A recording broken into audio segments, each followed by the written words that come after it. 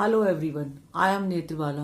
मेरे प्यारे बच्चों एवं मेरे प्रिय मित्रों का इस चैनल पे तहे दिल से स्वागत है। बेटा, आज का हमारा जो टॉपिक है issue of debenture for consideration other than cash, जैसा कि ऊपर भी लिखा हुआ है। ये मोस्ट इंपॉर्टेंट टॉपिक है। इसका 100% बोर्ड में क्वेश्चन आने के चांसेस 100% में बोर्ड, इसे ध्यान से समझना। मैंने इसके बारे में अच्छे से डेप्थ तक तुम्हें बताना और आपको शुरू से समझना। जिन बच्चों को मैंने पहले बता दिया इशू ऑफ शेयर्स नहीं भी आता, उनको भी ये लेसन आराम से आ जाएगा। पहले तो मैं मीनिंग बताना चाहूंगी, क्योंकि 2 नंबर में मीनिंग भी आ सकता है। When A company purchase some assets and make payment to the vendor not in cash but issuing debentures, it is termed as issue of debenture for consideration for cash। इसका मतलब है कि यदि company आपसे किसी वेंडर से, vendor मतलब seller से, किसी से वो कहती है मुझे एसेट्स दे दो, ठीक है, मैं बदले में आपको डिबेंचर इशू कर देती हूँ, तो ये जो है कैश में ना दे के उसको डिबेंचर इशू करना, उसी को हम कहते हैं कि आपके डिबेंचर जो इशू है अदर देन कैश हुआ है। जैसे कि मैंने डायग्रामेटिकली भी बताया हुआ है। फॉर एग्जाम्पल XYZ कंपनी है, वो डिबेंचर इशू करना चाह रही है और उसको एसेट चाहिए। मान लो वेंडर, कोई भी कंपनी मान सकते हैं, वेंडर मैंने लिख दिया, वेंडर से ले रही है। मान लो उसको कोई बिल्डिंग चाहिए, मशीनरी चाहिए, मैंने एग्जाम्पल लिखा है। अगर इसको कंपनी को कुछ एसेट चाहिए, वो वेंडर को कहती है मुझे एसेट दे दो। वेंडर कहता है ठीक है दे देता हूँ। वो कहती है ठीक है, लेकिन मैं आपको पेमेंट जो है in the form of issue debenture करूंगी। एक तो ये तरीका है, मैं डिबेंचर इशू करूंगी। नहीं, कई बार वेंडर जो है वो इससे सहमत नहीं होता, वो कहता है नहीं जी मेरे को तो ऐसे इतने डिबेंचर नहीं चाहिए। तो वो कंपनी इसको एक और देती है चॉइस, कहती है ठीक है कुछ पेमेंट जो है मैं इस वे में कर देती हूँ, कैश के रूप में कर देती हूँ, या चेक या ड्राफ्ट या बैंक के थ्रू में कर देती हूँ, कुछ पेमेंट ये बिल के रूप में कर देती हूँ, प्रोमोजरी नोट में। तो वो कहते हैं ठीक है। तो जैसे ये पूरा का पूरा भी डिबेंचर इशू के लिए हाँ कर सकता है, या कुछ मान लो 1 लाख में से जो है 80,000 के वो कहते हैं डिबेंचर इशू कर दो और 20,000 मुझे इन पार्ट पेमेंट ऐसे दे दो। तो जो भी टर्म्स एंड कंडीशन उस समय होगी उसी के अकॉर्डिंग हम लोग ये काम कर देते हैं। अब ये जो डिबेंचर इशू होते हैं हमारे, ये तो मैंने बता दिया डिबेंचर इशू है। इसको इशू करने के भी हमारी कुछ सिचुएशंस होती है, जैसा कि मैंने नीचे लिखा है। Issue of debenture to promoter, promoter को दे सकती है, या issue of debenture to underwriter को वो इशू कर सकती है, या issue of debenture to vendor.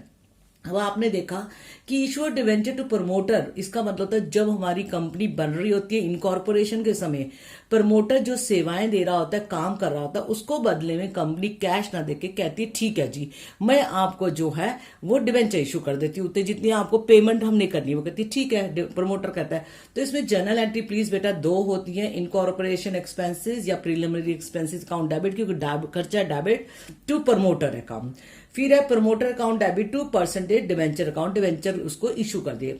ये आपका एक हो गया तरीका कि वो प्रमोटर को इशू कर देती है। जब दूसरा है कि आपके अंडर राइटर जो आपको जो है पब्लिक में शेयर्स वगैरह इशू करते हैं, उसको हमें कमीशन देनी होती है। अब उसको भी कहते हैं ठीक है जी ये हम कमीशन आपको कैश में ना देके आपको जो हम क्या करते हैं कि डिबेंचर इशू कर देते हैं। तो अंडर राइटर कहता है ठीक है। तो उसकी भी सेम ही देखो एंट्री है, कोई नाम ही चेंज है, underwriting commission account debit to underwriter account to underwriters to percentage debenture account.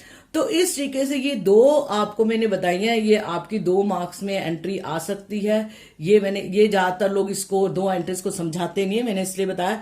लेकिन बेटा issue of debenture to vendor, ये मैंने आपको डिटेल में बताना है और इसको मैं प्रैक्टिकली करके बताऊंगी, क्योंकि उसके सम आने के चांसेस ज्यादा हैं। तो मैं अब आपको जो है प्रैक्टिकली कैसे करना है वो मैं issue of debenture to vendor detail में अब बताने जा रही हूँ। देखो बेटा, मैं प्रैक्टिकली समझाने जा रही हूँ issue of debenture to vendor, उसकी अलग अलग सिचुएशंस क्या होती है इसको डिटेल में बता रही हूँ, क्योंकि इसके क्वेश्चन आने के 100% चांसेस है। तो प्लीज 3 मार्क्स में क्वेश्चन आ सकता है, तो इसलिए ध्यान देना इसको। पहली अगर परचेज एसेट्स करते हैं तो एंट्री होगी sundry assets to vendor. Assets आया जैसे डेबिट, वेंडर मतलब आपका सेलर का नाम है जिससे हमने लिए हैं। और अगर लिखा हो क्वेश्चन में बिजनेस परचेज करना है तो sundry assets account debit to sundry liabilities to vendor account. Liability का वो लायबिलिटी भी पे करेगा जो भी उसकी होगी। लेकिन इसमें 3 सिचुएशन होती है बेटा, मैंने ना इसमें स्टार बनाया, गुडविल पे भी कैपिटल रिजर्व में भी।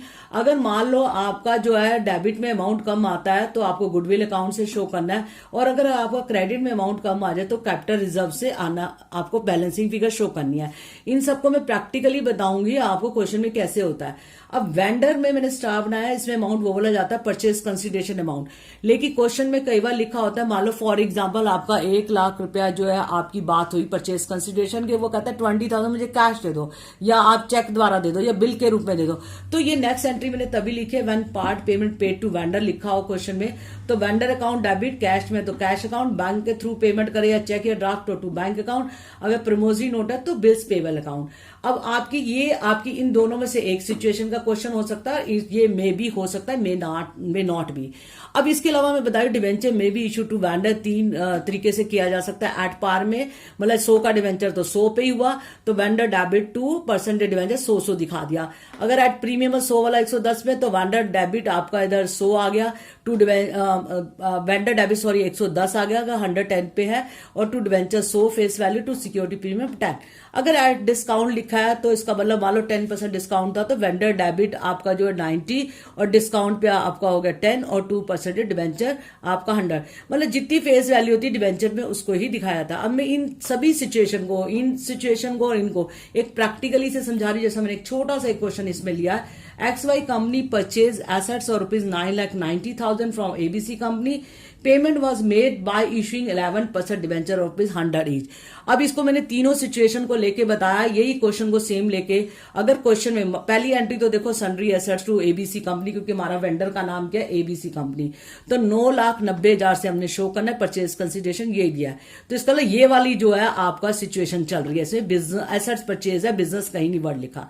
सेकेंड है, अगर क्वेश्चन में लिखा एट पार, इसी को मैं लेके मैं बता रही हूँ, एट पार लिखा मतलब 100 फेस वैल्यू पे है, तो आपकी ABC company account debit 9,90,000 to 11% debenture 9,90,000, जितने का परचेज कंसिडरेशन है उतना ही वेंडर में जाता है।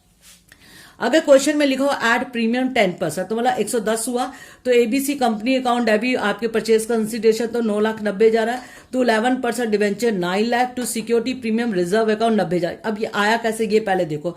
ये भी पेपर में 2 नंबर में क्वेश्चन आपका डिवेंचर्स की नंबर ऑफ डिवेंचर कैलकुलेशन में आ सकता है।